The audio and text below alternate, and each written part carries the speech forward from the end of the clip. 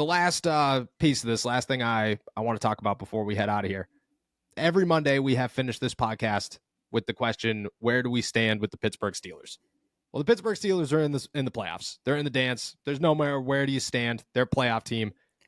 This is as far as you could go without just saying everything's up for grabs, and you just kind of take it day by day from where they are right now. So the big question is this. The Steelers have been, I want to say it's 6 years, 7 years, I never remember the number, without a playoff win. They faced the Buffalo Bills, which we have said is the hottest team in the NFL right now, and I think you have to take that into account when considering this question. But they've made it.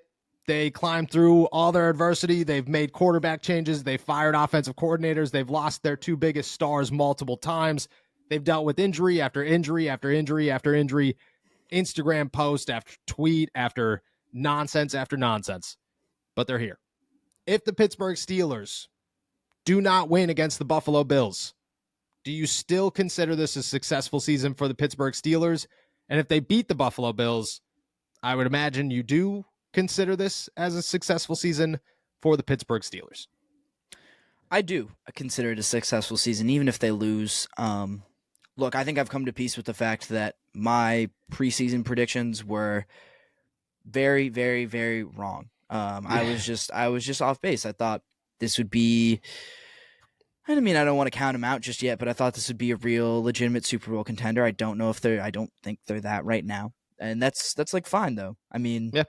Look, this is a roster with a ton of holes in it, a roster that went through 8 million injuries throughout the season, especially on defense, and still found a way to make it happen. And I think we all buried them like really early, and not just buried them in like they don't have a chance to make the playoffs, but in a way of like the vibes are so down, they are so dejected. Like this team just didn't feel like it had direction in any sense. It didn't feel like it had the kind of fight that it needed to make the playoffs, and they proved me wrong. Like they proved me very wrong, especially in the middle of the season and down this 3-game stretch. So I don't know. I call it a successful season. I think I could see the other side of the argument where you talk about, is there a future? Is this something that they can build off of? You don't really know that. But I think for right now, I call it a successful season just because, I don't know. I think this last 3-game stretch has been really fun to watch. And I think, I don't know, if nothing else, it pulled like a fan base and a franchise that was just at such a low point, like kind of out of that, and gave it some hope, gave you a reason to watch, gave you a reason to believe, and just, I don't know, kept you entertained for another week. Just kept doing that over and over again. And I think that was fun. And so I call that success. I call that successful, quite honestly. I tend to agree. I'll say this. I think it's a successful season with an asterisk right now. They did it. They pulled off what seemingly was the impossible. You could go back. There was a time when we were talking about maybe the Pittsburgh Steelers were going to win 5 games this year, and maybe it was that bad, and you have to move on from Kenny Pickett. We went through the you fire Mike Tomlin phase. They actually did fire Matt Canada. We went through the you trade everybody phase. I still, to a degree, am still taking some heat from that one. They went through it all. The injuries, the big injuries. Cam Hayward misses half the season. Minka Fitzpatrick misses half the season. Deontay Johnson misses a good chunk of games. Pat Freiermuth misses a good chunk of games. They switched quarterbacks 3 times. 3 times and won 10 games. To me, that's a successful season. That being said, you got into the dance. To say that that's enough, I don't think is enough. I think that you have to keep it close. It can't be a blowout. You get smoked because they've done this before. They've been here before. The last time they were in the playoffs, they got beat so bad by the Kansas City Chiefs that you don't even remember they played the Kansas City Chiefs because it didn't even feel like a game. That's how bad it was. If that happens again, you're looking at this and you're going, man, maybe they got lucky. And I don't want that to happen. I don't want that to be the case. I want it to be a fun and energizing game. And I want the script writers to just get them again. Get us all again. Draw us to the edge of our seats.